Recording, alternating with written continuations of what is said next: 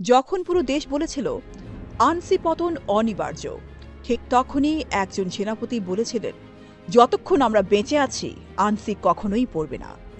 আজ জানাবো সেই রক্তক্ষয়ী ইতিহাস যা কাঁপিয়ে দিয়েছিল যুদ্ধের দেবতা তাইজংকেও। তো চলুন শুরু করি দ্য গ্রেট ব্যাটল মুভির এক্সপ্লেনেশন। এই দুর্গটি আক্রমণ করেছে 2 লক্ষ সৈন্যের একটি বিশাল বাহিনী, অথচ এটিকে রক্ষা করার জন্য এখানে আছে মাত্র 5,000 সৈন্য। তবু এই ছোট সেনাবাহিনী এমন এক অবিশ্বাস্য কাজ করতে চলেছে যা এই প্রতিকূল অসম্ভব পরিস্থিতির মুখেও ঘটতে যাচ্ছে। তাং সাম্রাজ্যের সম্রাট তাইজংকে যুদ্ধের দেবতা বলা হয় এবং তিনি 2 লক্ষ সৈন্য নিয়ে গোগুরিয়া দেশ আক্রমণ ও দখল করতে এসেছেন। গোগুরিয়া সেনাপতি ইয়ন সিদ্ধান্ত নিয়েছেন জুপল পর্বতে নিজের 1,50,000 সৈন্য নিয়ে তাইজংয়ের বাহিনীর মুখোমুখি হবেন এবং এই যুদ্ধে দেশের ভাগ্য নির্ভর করছে। ইয়নের বাহিনীর নেতৃত্ব দেওয়া সৈন্যদের মধ্যে একজনের নাম স্যামুয়েল, আর তার ভাই একজন নারী যাকে গৌরিয়ার দেবতাদের সঙ্গে কথা বলতে পারে এমন একজন ভবিষ্যৎ দ্রষ্টা বলা হয়। সে গভীর মনোযোগ দিয়ে যুদ্ধটি পর্যবেক্ষণ করছে। শুরুতে মনে হয় ইয়নের বাহিনী যুদ্ধে প্রাধান্য পাচ্ছে, কিন্তু এরপর তাইজংয়ের বাহিনী একটি আলাদা লেজেন্ড পেছন থেকে উপস্থিত হয়ে ইয়নের বাহিনীকে ঘিরে ফেলে।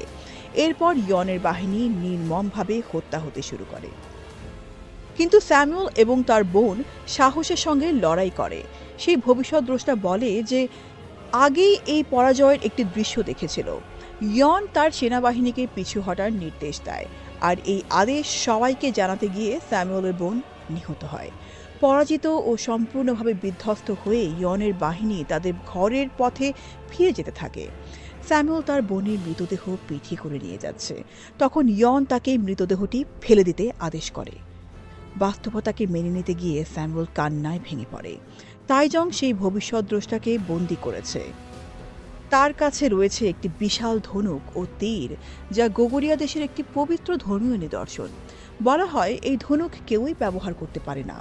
তাইজং নিজেও সেটি টানার চেষ্টা করে ব্যর্থ হয়। এরপর তার জেনারেলদের জিজ্ঞেস করে গোগুরিয়ার রাজধানীর পথে তাদের পরবর্তী বিজয় কোনটি।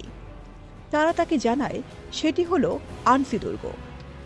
তারা আরও বলে যে আনসির সেনাপতি ইয়ং জেনারেল ইয়নের আদেশ মানে না এবং গোগুরিয়া দেশে তাকে একজন বিশ্বাসঘাতক হিসেবে গণ্য করা হয়।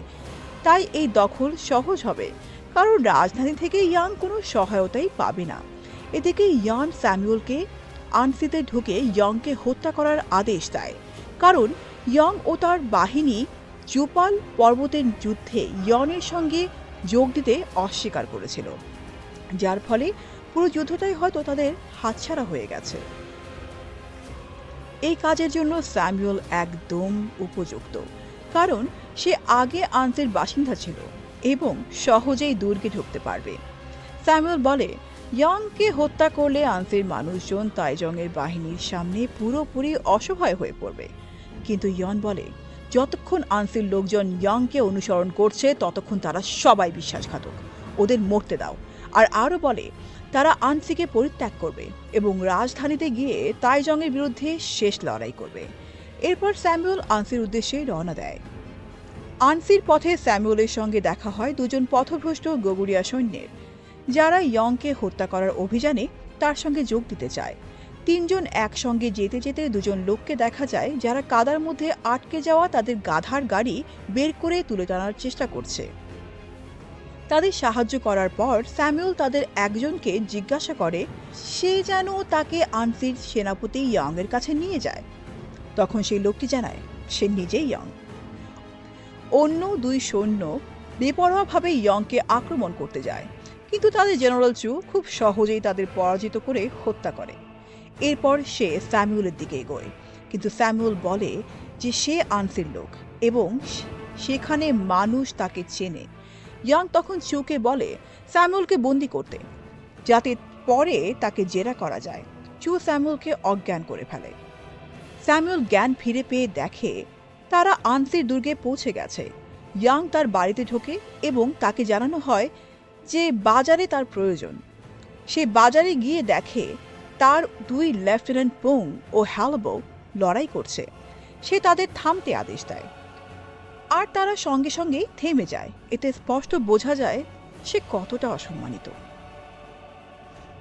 এরপর স্যামুয়েলকে ইয়ংয়ের সামনে জেরা করার জন্য আনা হয়। আর ইয়ং সঙ্গে সঙ্গেই সন্দেহ করে যে স্যামুয়েল একজন গুপ্তচর, যাকে তাকে হত্যা করার জন্য পাঠানো হয়েছে। সে বলে সে জানে ইয়ং তাকে বিশ্বাসঘাতক বলে এবং তাকে মেরে ফেলতে চায়। স্যামুয়েল বলে তাইজংয়ের বাহিনীর তাড়ায় সে আনসিতে এসে পড়েছে এবং এখন সে তাদের সঙ্গেই লড়তে চায়। ইয়ং কিছুক্ষণ ভেবে দেখে। এরপর সে স্যামুয়েলকে তার জেনারেলের সাথে পরিচয় করিয়ে দেয় এবং বলে যদি সে তাদের সঙ্গে যুদ্ধ করতে চায় তাহলে তাকে যুদ্ধে সেনাপতির পতাকা বহন করতে হবে। এর ফলে সব সময় সেনাবাহিনীতে জানতে পারে সেনাপতির অবস্থান কোথায়। রাতে স্যামুয়েল তার খঞ্জর বের করে ইয়ংকে অনুসরণ করে। যখন ইয়ং ফাঁকা রাস্তাগুলো দিয়ে হেঁটে যাচ্ছে, সে দেখে ইয়ং এমন এক সাধারণ দম্পতির বাড়িতে যাচ্ছে যাদের সম্প্রতি একটি সন্তান হয়েছে। ইয়ং তাদের খাবার ও পানীয় দেয় এবং তাদের শিশুটিকে আদর করে। সে দম্পতিকে জিজ্ঞাসা করে তারা শিশুটির কী নাম রেখেছে, আর তারা জানায় যে তারা ছেলেটির নাম তার নামই রেখেছে। স্যামুয়েল লক্ষ্য করে যে আনসির মানুষ ইয়ংকে অসম্ভব সম্মান ও ভালোবাসে। পরদিন সকালে স্যামুয়েল দেখে ইয়ং সাধারণ মানুষের সঙ্গে একসঙ্গে কাজ করছে। তখন এক বৃদ্ধ তাকে বলে আনসির মানুষ ইয়ংকে দুর্গের প্রতীক হিসেবেই দেখে। সেই আনসি ইয়ং চুকে জিজ্ঞেস করে তার জেনারেল পসো কোথায়, আর চু উত্তর দেয় যে সে নিশ্চয়ই এখনো ঘুমোচ্ছে। তখন ইয়ংয়ের মাথায় কিছু একটা খেলে যায়। সে পসোর বাড়িতে গিয়ে তার বোনকে বেয়াক্কাকে সেখানে দেখতে পায়। সে দুষ্টুমি করছে। ইয়ং রেগে গিয়ে ধনুক ও তীর নিয়ে পসোর পেছনে ধাওয়া করে, কিন্তু বেক্কা এগিয়ে এসে তাকে রক্ষা করে। ইয়ং বলে সে চিন্তিত যে আসন্ন যুদ্ধে তাদের মধ্যে কেউ মারা যেতে পারে, যা একজনের জন্য খুব কষ্টকর হবে। কিন্তু বেক্কা বলে তারা এর জন্য প্রস্তুত। ঠিক তখনই একটি শিঙার শব্দ শোনা যায়, আর ইয়ং দুর্গের প্রাচীরে উঠে দেখে যে তাইজং একটি গোয়েন্দা ইউনিট পাঠিয়েছে। তার সেনাবাহিনী কাছেই রয়েছে। আনসির সেনারা দুর্গ রক্ষার প্রস্তুতি নিতে শুরু করে। ইয়ং স্যামুয়েলকে যুদ্ধের আগে তার দাড়ি ছাঁটতে বলে, আর স্যামুয়েল নার্ভাস হয়ে পড়ে, কারণ এইটাই ইয়ংকে হত্যা করে নিজের মিশন শেষ করার একদম উপযুক্ত সুযোগ। যেন স্যামুয়েলের মনের কথা পড়ে ফেলেছে এমনভাবে ইয়ং বলে এখন সে সময় নয়। সে বলে পরে তাকে হত্যা করার আরও অনেক সুযোগ স্যামুয়েল পাবে। ইয়ং কত সহজেই তাকে বুঝে ফেলেছে দেখে স্যামুয়েল হতবাক হয়ে যায়। এরপর তাইজংয়ের সেনাবাহিনী এসে পৌঁছয়, যেখানে রয়েছে 2 লক্ষ সৈন্য এবং প্রচুর অবরোধ অস্ত্র। অন্যদিকে আনসির সেনাবাহিনীতে আছে মাত্র 5,000 সৈন্য। ইয়ং বুঝতে পারে আনসির সৈন্যরা নার্ভাস, তাই সে তাদের উদ্দেশ্যে একটি উদ্দীপনামূলক ভাষণ দেয়, মনে করিয়ে দেয় তারা কিসের জন্য লড়ছে। তাইজং ইয়ংয়ের সাহস ও হৃদয় দেখে তার প্রশংসা করে। যুদ্ধ শুরু হয়, আর তাইজংয়ের বাহিনী আনসির দুর্গের দিকে বিশাল বিশাল পাথর নিক্ষেপ করতে থাকে। পাথরগুলো প্রচুর ক্ষতি করলেও দুর্গের প্রাচীরের কাঠামোগত দৃঢ়তা অটুট থাকে, কারণ প্রাচীরগুলোর ভেতরে বালু ভরা।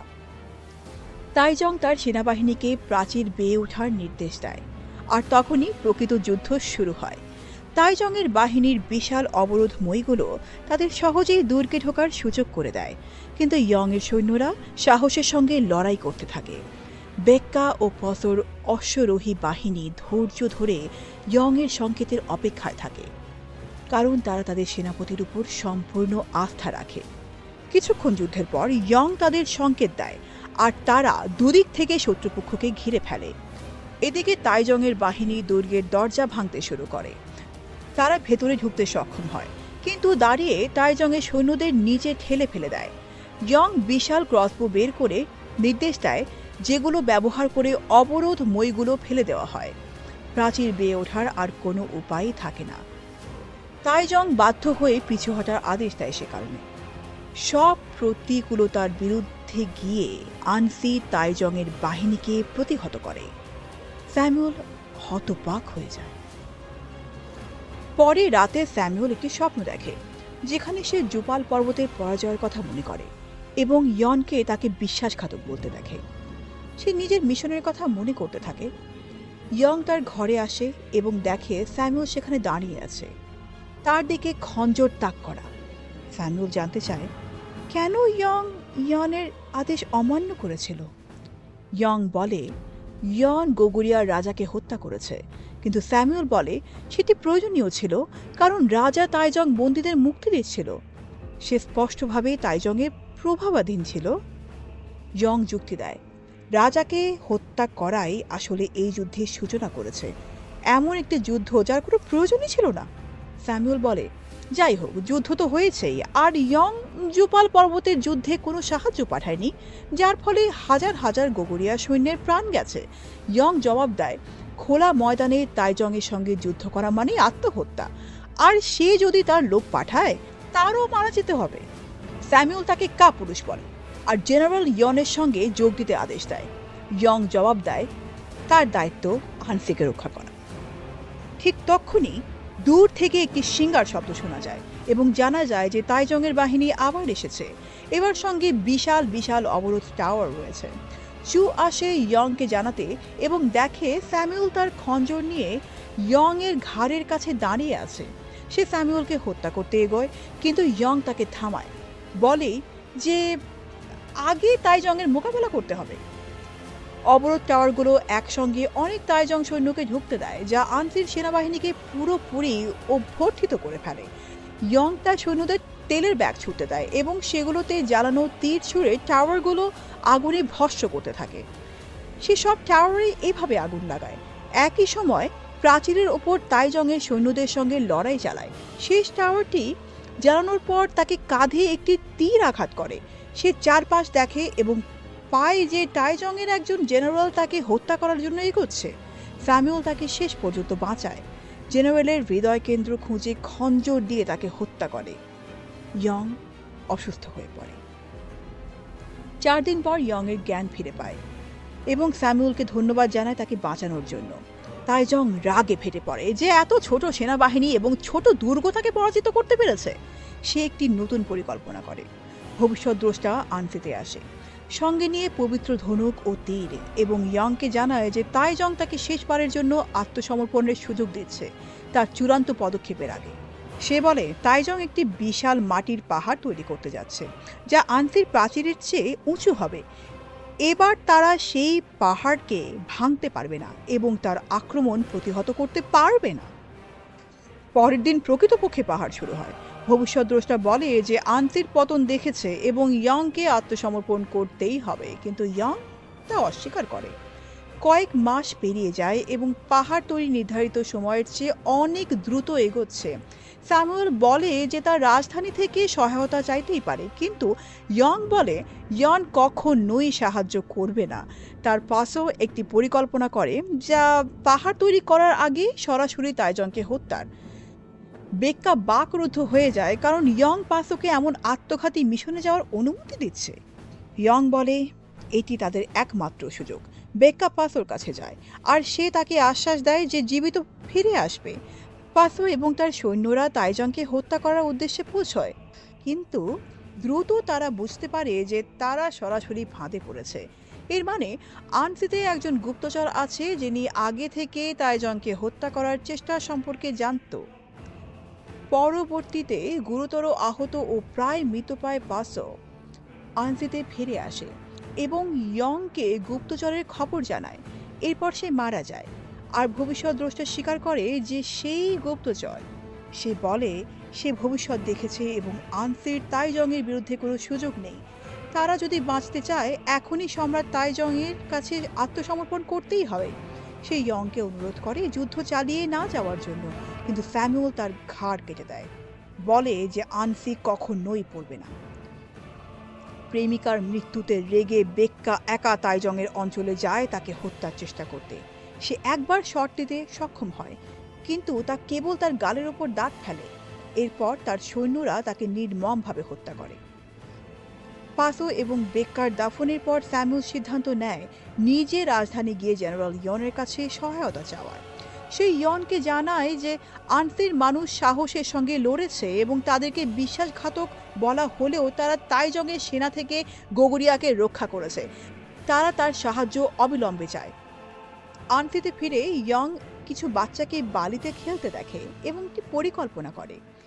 সে আনসির খনিদের জিজ্ঞেস করে তারা পাহাড়ের নিচে একটি গুহা খুঁড়তে পারে কিনা যাতে পাহাড়টি ভেঙে পড়ে, এবং তারা বলে এটি করা সম্ভব। চু বলে পাহাড়টি দুর্গের দিকে পড়বে, কিন্তু ভেঙে পড়ার সঙ্গে সঙ্গে এটি দখল করতে হবে যাতে দ্বিতীয় আক্রমণ রোধ করা যায়। খনিরা গুহা খোঁড়ার কাজ শুরু করে। এরপর পাহাড়টি সম্পূর্ণ হয় এবং নিচের গুহাটিও তৈরি হয়, আর যুদ্ধের দিনও এসে পৌঁছায়। খনিরা ইয়ংকে জানায় যে তারা গুহার কুড়ি পোড়াতে পারবে না, কারণ আগের রাতেই বৃষ্টিতে খুঁটিগুলো ভিজে গেছে, তাই তারা খুঁটিগুলো কেটে পাহাড় ভাঙবে। ইয়ং চিন্তিত হয় যে এইভাবে খনিরাও পাহাড়ের নিচে চাপা পড়বে, কিন্তু তারা এই ত্যাগ করতে প্রস্তুত। তারা খুঁটিগুলো কেটে ফেলার কাজ তখনই শুরু করে, ঠিক তখনই যখন তাইজংয়ের সেনারা পাহাড়ের দিকের অংশ দখল করে। অহংকার আর রাগে পূর্ণ তাইজং তার পুরো সেনাবাহিনী আক্রমণ করার এবং ইয়ংয়ের মাথা প্লেটে এনে দেওয়ার নির্দেশ দেয়। আনসির সেনারা তীর ছুড়ে এবং আগুন জ্বালানোর চাকার মাধ্যমে তাইজংয়ের সৈন্যদের প্রতিহত করে। এই লড়াই কয়েক দিন ও রাত চলে, যতক্ষণ না আনসির সৈন্যদের গোলাবারুদ শেষ হয়ে যায়। ইয়ং বুঝতে পারে যে এখন যুদ্ধ শেষ করার একমাত্র উপায় হলো তাইজংকে হত্যা করা। সে পবিত্র ধনুক ও তীর আনা হোক বলে অনুরোধ করে। এদিকে তাইজং এবং ইয়ং এর সৈন্যদের মধ্যে হাতাহাতি শুরু হয়। ইয়ং ধনুক টানার চেষ্টা করে, কিন্তু ব্যর্থ হয়। তবু সে দেখে তার সেনারা বিপদে পড়েছে এবং তার বাকি শক্তি ব্যবহার করে অবশেষে ধনুক টেনে তীর ছুড়ে দেয়। সে তীর ছুড়তে গিয়ে পাসো বেক্কা এবং খনিদের কথা মনে করে। তীরটি পুরো মাঠ পার হয়ে উড়ে যায় এবং সরাসরি তাইজংয়ের চোখে গিয়ে লাগে। সে ঘোড়া থেকে পড়ে যায়। ঠিক তখনই স্যামুয়েল আসে ইয়ন এবং তার সেনাবাহিনীর সঙ্গে আনসিকে সাহায্য করার জন্য। তাইজং স্বীকার করে সে হেরে গেছে এবং পিছু হটার আদেশ দেয়। যুদ্ধ শেষ হয়। পরে জানা যায় বাড়ি ফেরার 3 বছর পর তাইজং তার আঘাতের কারণে মারা গেছে। মৃত্যুর আগে সে সবাইকে পরামর্শ দেয় গোগুরিয়াকে কখনো আক্রমণ না করার জন্য। এরপর ইয়ং আনসির দুর্গ পুনর্নির্মাণের তদারকি করেন, আর স্যামুয়েল রাজধানীতে ফিরে যাওয়ার প্রস্তুতি নেয়। স্যামুয়েল ইয়ংকে ধন্যবাদ জানায় আনসি ও দেশের রক্ষা করার জন্য। আমরা একসঙ্গে এটি করেছি। সে স্যামুয়েলকে বলে যে কোনো সময় আনসিতে স্বাগতম বন্ধু, এবং প্রাচীরের উপর দাঁড়িয়ে দেখে স্যামুয়েল রওনা দিচ্ছে। আর এখানেই শেষ হয় এই মুভিটি। এই ছিল দ্য গ্রেট ব্যাটল মুভির সম্পূর্ণ গল্প। আপনার কি মনে হয় আনসি দুর্গ না থাকলে ইতিহাসটা কি অন্যরকম হতো? মতামত কমেন্টে লিখুন, আর এমন আরও সিনেমা এক্সপ্লেনেশন পেতে চ্যানেলটি সাবস্ক্রাইব করতে ভুলবেন না।